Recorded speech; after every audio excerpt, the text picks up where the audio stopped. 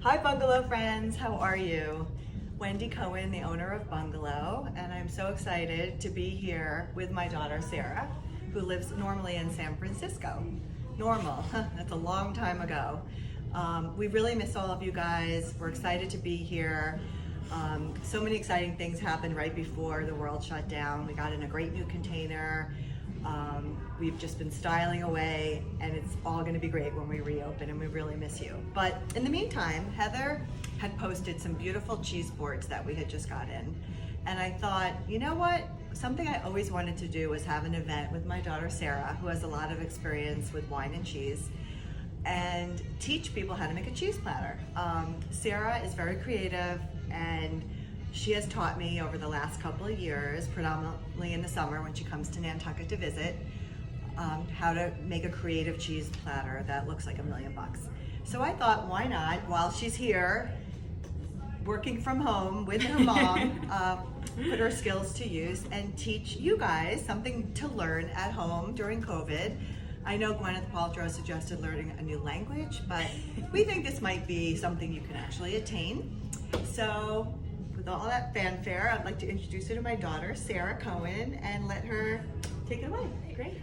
So to kick things off, I like to always start building a cheese board with a nice big glass of wine to drink while I'm building it out. And before I start cutting into the cheese, I wanted to quickly thank the Powers family, Sarah Powers in particular. I worked for her for 2 years out in Nantucket at her beautiful cheese shop, Table Number 1, where I learned all my skills and fell in love with cheese, as most people do. So before I start cutting into things, and I wanted to give you a little background on the cheeses that we're using today. I personally like to have different types of milk on my board. So we have a cow's milk, which is called St. Angel. We have a Manchego, which is sheep's milk, and then we have a goat's milk Gouda. The reason why I picked these cheeses for this board is because they all have different types of texture. The St. Angel is a triple cream, so it's super buttery. The bloomy rind gives it an earthy mushroom flavor and undertone. The Manchego is a little tangy, it's a little harder. And then the goat's milk Gouda has a little bit of a caramel accent to it, and it's just like really a little creamy, on the creamier side for Gouda. Other necessities that I love to have on my board, rosemary just makes it look really pretty if you stick some sprigs in, which I'll show you how to do. We have a salami that I like to do. You can also use prosciutto, which is great. I love apricots. They taste great, and they are really great fillers on the board if you have extra space. Walnuts are great too. And then I love using these things called California Crisps. I couldn't find them. I got all this at Balducci's, but I couldn't find them there. But those are great freeze-dried fruit slices that you can put in and put them on top of cheeses, which make it look really pretty, and they're edible. And then for crackers, I have them in a bowl right now, but I like to put them on the platter to make it easier for people to just grab their cracker and spread their cheese. But if you don't have enough room, you can always make a really beautiful display in a nice bowl like this. And then last but not least is I have a honeycomb, which I got, which came bigger, but I sliced it in half because the board is it's not too big, so you want to be able to fit everything. So to start off, I always like to put my grapes on first. So I wash these out, and when I'm shopping for grapes, you will see me in the aisle opening up bags and pulling out the grapes, because you have to find a good bunch. Otherwise, it does not look good. And I always go for red grapes. I think they just look better on the board, and they're a little plumper.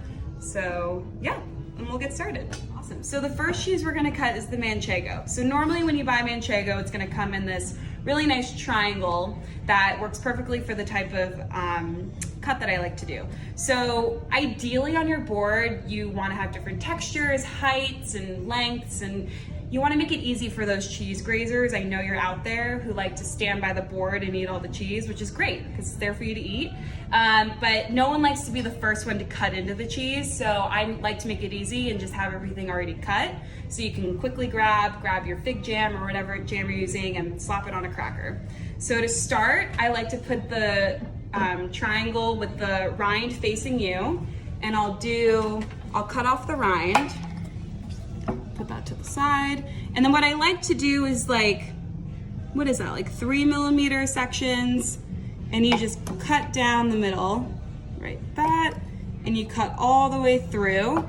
So with Manchego, because it's a little harder, it's easier to cut into these triangles. And the rind is not edible on this. A lot of cheese rinds are, but this one is not. It has like a waxy texture to it. This is a little big for someone to eat as a whole. So what I like to do is I'll take like a few at a time, I'll stack them up, and then I'll just cut them in half. And ideally on a cheese board, nothing looks perfect. You don't want to cut cheese into perfect squares. It doesn't look great. You want everything to be a little out of the ordinary. So Manchego I like to put on first because it takes up the most room.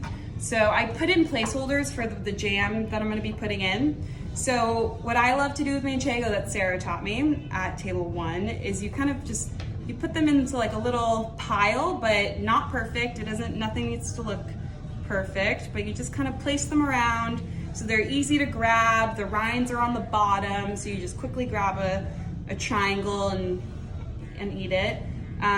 You don't have to put all of the cheese that you cut onto the board. It's nice to have extra to fill the cheese plate back up after people have gone through and eaten a lot of it.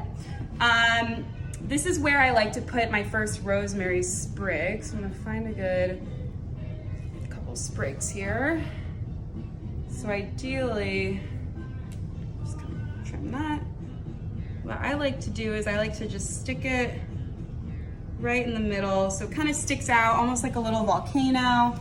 It adds some height to the cheese plate, which is really nice. And if you're worried about it falling, you can kind of stick some Manchego around it. So that's the Manchego. The next cheese, St. Angel. So this is a triple cream. It's so buttery and delicious. Because a lot of times at stores, they'll have it already cut where you only have one side with the rind. What's really nice about this cheese is you can literally just like plop it on and it looks great and it's easy to cut into because it's so smooth. So what I like to do is this is the cheese where if you have like a beautiful cheese knife, you just literally like stick it in, which I'll do at the end once everything's on the board. The next cheese we're gonna do is the goat's milk Gouda. So with Gouda, what I like to do is chunk the Gouda. So what you're first gonna do is take off the rind, just because that's not edible. Just turn the rind around. Doesn't need to be perfect. There's no shape that you're trying to make it into. Okay. And then you're gonna take your knife and you're just gonna twist. You're gonna twist into it. So goat's milk Gouda is a little different from your normal aged Gouda. It doesn't have as many of the crystallized, it's calcium deposits in the cheese. So this one's a little harder to chunk, but if you get kind of your normal yellow aged Gouda, it's a little easier to twist into. But see how I'm chunking it? Nothing's perfect. They're all different sizes. It adds some texture to the board. So I like to spread the cheeses out. I usually put the grapes in the corner, it just looks pretty. And then I'll, usually put like one cheese near the grapes, and the Gouda, I like to kind of just pile. And what's nice about this is you can use your sprigs again. Let me find a good one. And you can just stick it under if you want. Don't be afraid if the sprigs go off the board. It actually looks really nice when it's all kind of like off, and it adds some color to it. So the next thing I'm gonna cut is a salami, because the salami's great. I like it a little thicker in the slices, which I'll show you, but what's nice about this is you can kind of place little piles of salami around the board. It doesn't all have to be in the same spot. That way, if you have multiple people who wanna grab a piece of cheese, you're not kind of like intertwining your hands or anything. You have access to everything. So what I like to do is I take my knife and I go at a little bit of a slant. That way when you lean the meat up against each other, it leans down nicely. I'll show you. What's great too is if you wanna have prosciutto on your board, what I like to do with prosciutto is I'll take individual slices and I'll roll them up, and then you can pile the rolls up if you'd like, if you're not a salami fan. I have our salami here. So what I like to do is I'll grab like a handful and I'll just place it around the board. You can put them in like a little row at an angle. You can put some over here. piece out. Just fill these up. The whole key is to really make the board look full, which is why apricots and walnuts are great. I know most people don't tend to go to those ingredients, but they make the board look beautiful, and it's a great, you know, in between bites of cheese to cleanse the palate. So the next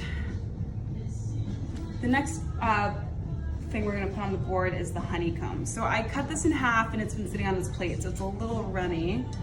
So I'll just grab my knife, and you can eat the whole honeycomb. It's all, this is edible. So what I like to do is I'll just put, because we have this piece that is a similar shape, I wanna put it kind of not right next to it. So you'll put the honeycomb, which looks beautiful. Okay, and then, you know, we have all this rosemary. You can put the rosemary kind of wherever you want. It all looks great. So maybe I'll stick some sprigs under the honey. Just make that look pretty.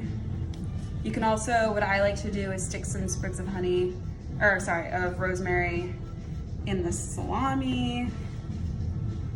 Just add some nice color.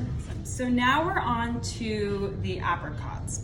So what I like to do is I cut them in half, and most of the time, hopefully your apricots have like a longer length. So what I like to do is cut it vertical into to make them long strips, just in half, super easy. These are great to mix with, you can eat these with the cheese, without.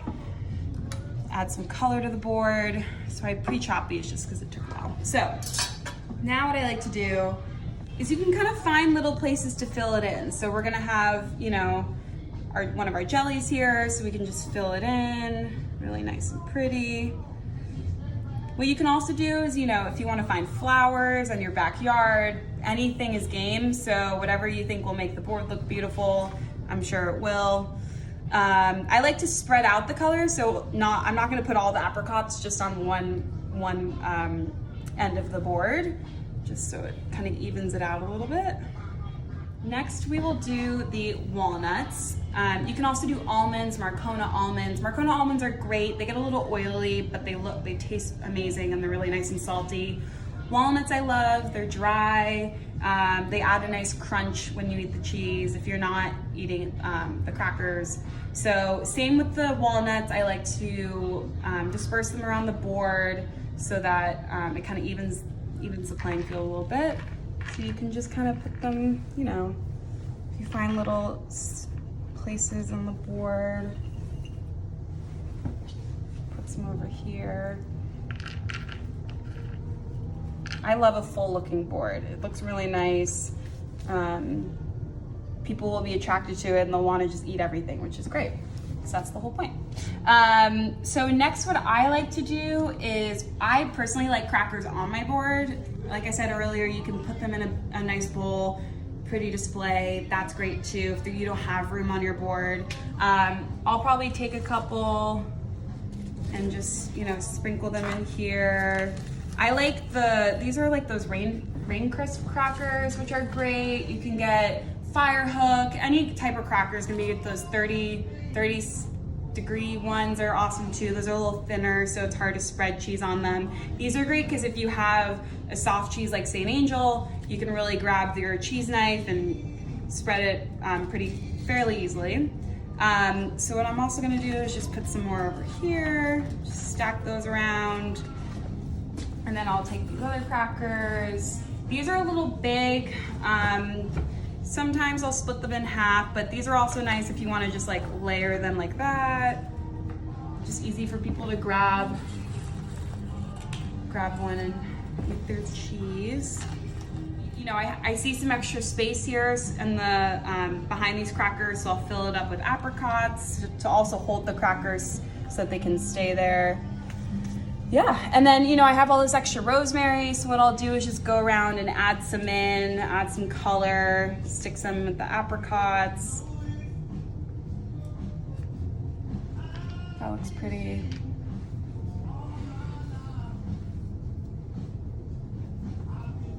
Maybe add some in here. Yeah. Okay, so for the final touch, what I like to do is I'll grab fig jam. This is the Dalamotta fig, is great with cheese. It really does well with the buttery cheeses, the Gouda, Manchego. I really love jam on all my cheeses. Even the salami, the honey, it's all great. So what I did is I put in these placeholders when I first started. So I'm just gonna fill these up with the cheese. Whoops, went outside the thing. Okay. And then that way people can access the jam without fighting for it. What I don't love to keep a utensil in the jam, you can. Because I eat the jam with everything, I don't mind that it gets all kind of a little messy. Like I said, cheese boards are messy. But here we have some beautiful agate cheese knives here. So like I said earlier, this is a great cheese just to stick it in the cheese. That looks nice. You can use this one with the sharp edge to pick up the Gouda if you'd like. And I'll lay it out so it kind of sticks out so people can see it. The whole goal of this cheese board is to make it easy for people to eat. So you don't really need utensils. Ideally, you just use like the knife to get the fig jam and whatnot and to cut into the St. Angel. But yeah, so this is the cheese board. I did get this all about Balducci's cheese, but there is a cheese shop called Fairfield Cheese Company that is beautiful. It really reminds me of table number 1. They're open for curbside pickup. Hi everyone, hope you enjoyed that. I love making cheese platters. I love doing it with friends. I love doing it with my daughter. And you just practice and play. It's certainly fun. Think of it as a piece of art you're creating. I find it really easy. I just keep certain things in my pantry, the honeycomb, fresh crackers, nuts, dried fruits. And then you really just need to stop and grab 3 or 4 cheeses, some grapes and greens. We hope you are home, staying safe with your family, loved ones, friends. We really miss you here at Bungalow, and we can't wait till the world opens back up and we'll see you in person.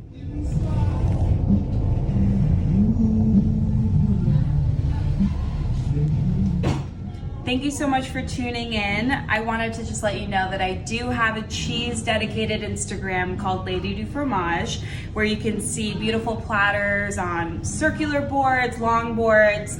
I've done some pizzas, so check it out.